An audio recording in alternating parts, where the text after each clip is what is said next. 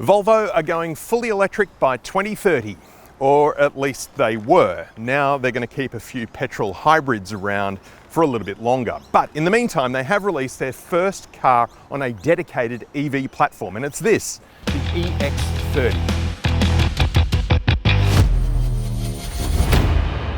Good morning, you're watching Four Wheels in a Seat. I'm Alex Dalrymple, and this is my channel where I review new cars every week for people who are looking for a new car to buy, don't know which way to turn. I can help you out with a simple, straightforward review. Hit the subscribe button down below to make sure you don't miss an episode, and if you enjoy the video, please do give me a like. So the electric vehicle market is cooling just a little bit. All of the early adopters who wanted an EV have already got one. The infrastructure is lagging just a little bit, so 2030 might have been just a little bit overly ambitious. But if you are thinking about going full electric, then the EX30 is a very good option for you. But as you'll notice, there are quite a few similarities between this car and the Tesla Model 3. So of course, there's no mistaking this for anything other than a Volvo, and I think it's actually one of the best looking cars they produce. I like the blanked off grille, the new take on the Thor's hammer style headlights here that do a little bit of a light show for you when you approach the car. From the side, you can see that this is really not very big. 20-inch alloys here, they're aerodynamic, look pretty good, and just like Tesla, a full-length panoramic sunroof. The back of the EX30 comes down quite low, even for a small SUV. A little bit of the Polestar design language going on here with these piano black lines going across the width of the car. These rear light clusters also put on a bit of a light show for you when you approach the vehicle. You can see that more clearly at night.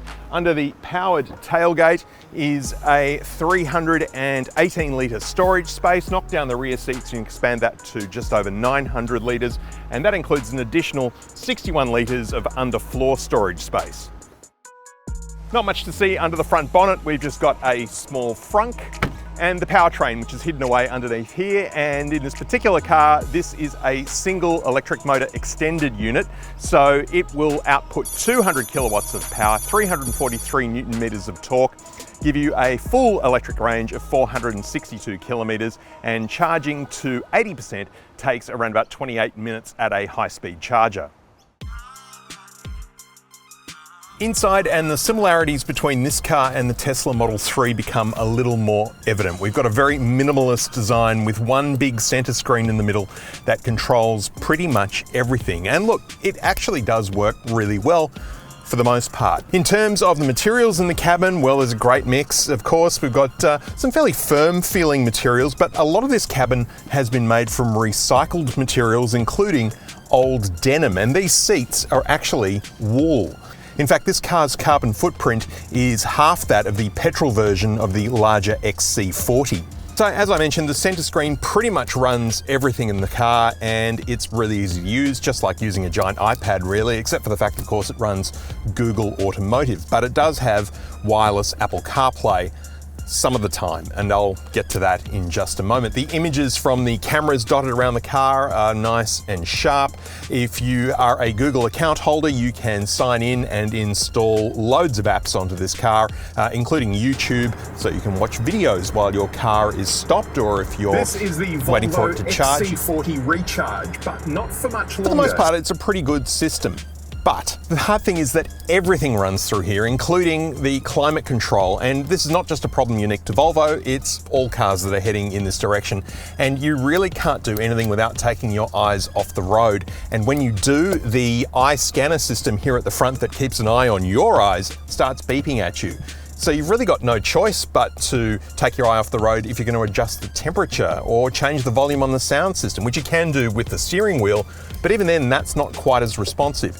There are voice controls that you can use to control the system, and it is actually really fast and works really well. Hey Google, raise the temperature to 23 degrees. Got it. Changing the temperature to 23 degrees. So I have had a few issues with my phone this week and getting it to connect. Unlike pretty much every other car, it doesn't seem to want to connect to my phone automatically. I have to tell it to connect every single time I get in the car, which is not optimal. The system remembers my phone on the recently used devices list, but it just won't connect automatically. So that's a bit annoying. And also CarPlay, I think I've managed to get it to work maybe twice the entire week. It just sends me on this endless loop of button pushing where it just won't connect. And on the couple of times it has, I've had to go through and tick a number of sort of legal looking boxes saying that I will allow my information to be used and blah, blah, blah, blah, blah. I'm sure the system is not supposed to work this way, but having said that though, the 9-speaker Harden Karman sound system, which mostly comes out of a sound bar here at the front and a couple of speakers at the back, plus a subwoofer, actually does sound really, really good.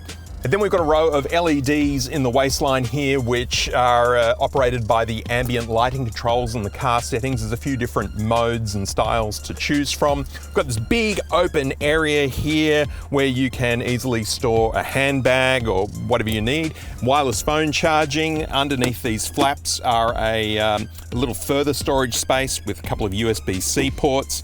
And cup holders are actually hidden away in this retractable cup holder device. And if you want to hold just one cup, well, you just push it back halfway and then push it back in. Window controls, again, a little bit different to anything I've seen before. One control actually controls both the front and rear windows, and you need to select whether you want the rear or the front one to be used, and that's, you know, a little bit of extra button pushing, but that's okay. There's no center console bin because you've got this big storage area here, but we do have a nice armrest. There's no head-up display, and I wish there was. I really do miss not having any sort of instruments in my line of sight while I'm looking forward. I just can't quite get used to having my speedo over here on the left. Steering wheel, that I do like. Flat top, flat bottom, feels kind of modern and futuristic. The controls on the steering wheel are just a little bit laggy, I find, and the icons on it too aren't really all that clear about what it is exactly that they do. So it's a little bit of trial and error working that out. Indicators on the European side, so that's on the left-hand side, and the gear shifter over here on the right-hand side. As I mentioned, the seats are woolen, they are heated, full electric adjustment. Again, it works a little bit differently to how it does in most cars, but you'll figure it out pretty quickly. You can see what's going on with the seats here on the center screen as you adjust them. And the seating position's actually really good, as you'd expect from a Volvo. You can see right to the front corners of the bonnet and a nice view all around. I love the panoramic sunroof. It doesn't open just like Tesla's, and there's no way to actually physically close it. So in summer, it might get just a little bit warm, although it is so dark from the outside you wouldn't actually know that it is a window. So it sort of feels a little bit like a one-way window. I love the doors and these very simple door handles here. It is literally just a handle that you pull. It's a unique design. And in case you weren't aware, this is a very small SUV, and I do not fit in the back seat behind my own seating position at 190 centimeters tall. I'm kind of straddling the back seat here. Window controls here on the center console, a couple of storage cubbies, a little tray here where actually front seat passengers could pass through things to the rear. No rear armrest. No. And look, the seats, again, we've got this nice woolen finish on the seats and they feel nice. It's quite comfortable, very supportive. I won't say that they're the plushest seats I've ever sat in, but they are quite ergonomically good. And plenty of headroom too. So while this back seat might better suit children, adults can kind of just squeeze in here. So while the EX30 might not look like a performance machine from the outside, there is just so much go, so much linear power as you'd expect from, well, pretty much any EV, and it drives really, really well. And the cabin is just so quiet. I mean, there is very little road noise. There's a little bit on the freeway, but you know, it's probably really not that bad. I mean, it's probably the same amount of road noise you get from a well-made petrol car. It's just, of course, there is no petrol engine to muffle some of that noise. One thing that always throws me about getting into this car and a few other EVs around these days is that there is no on-off button. There's no power button. You just get in with the key in your pocket, put it in drive and go. Is the Volvo EX30 a turn-back car, a car so good looking that you have to turn back and look at it after you've parked it? Yeah, I think it is. It's a pretty good looking car. I like Volvo's design language. It has evolved over the years, but still remains very distinctly Volvo. And in this particular shade of yellow, it certainly is eye-catching, and I've noticed quite a few people checking this car out when they've been crossing the road in front of me, because it's a good evolution of the existing design language. It's not so edgy that it's unrecognisable, but it's good. Oh, one thing I forgot to mention with storage in the cabin is that there is actually a hidden glove box as well. If you go to the car menu here and then push the glove box button, glove box here in the centre. The EX30 also has one pedal driving, like pretty much all EVs. There is only one level of one pedal driving though, and that's fairly severe. To be honest, I don't know why you wouldn't want it anything other than in its harshest setting, because once you get used to one pedal driving, there's really no going back. It is very convenient and easy to drive. The autopilot system is one of the best I've encountered. It is very simple to turn on. When you're driving, you just simply push down again to drive here on the gear shifter and the system is engaged. It locks into whatever speed you're currently doing and maintains a good distance from the car in front. It also does stop start in bumper to bumper traffic, which is very handy. Although I noticed that if you're stopped longer than for say a few seconds, you will have to start the car again yourself by putting your foot on the accelerator. But generally speaking, the car will stop and start by itself, and it really does make getting stuck in a traffic jam a much more tolerable experience. The 0 to 100 time of this car is 5.3 seconds, which is not slow. It's not the fastest around, but it certainly isn't slow. So when we're changing from 80 to 100 Ks, as we're just about to here,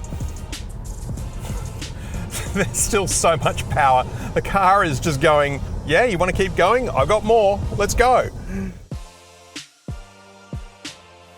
While the interior feels like a Tesla, at the same time, it also feels very Scandi and minimalist. It's sort of like what you'd imagine a display car at IKEA to look like.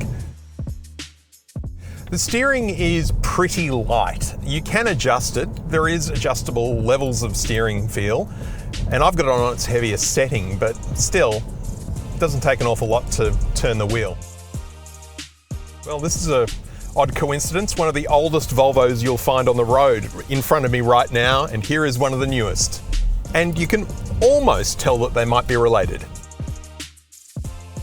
The Volvo EX30 is very much what I imagine a small Tesla would be like if Elon ever gets around to making one. It's really good to drive and really well made, but the lack of physical controls, over-reliance on center console screen, and no digital instrument cluster does kind of push it down the list of potential EVs for me.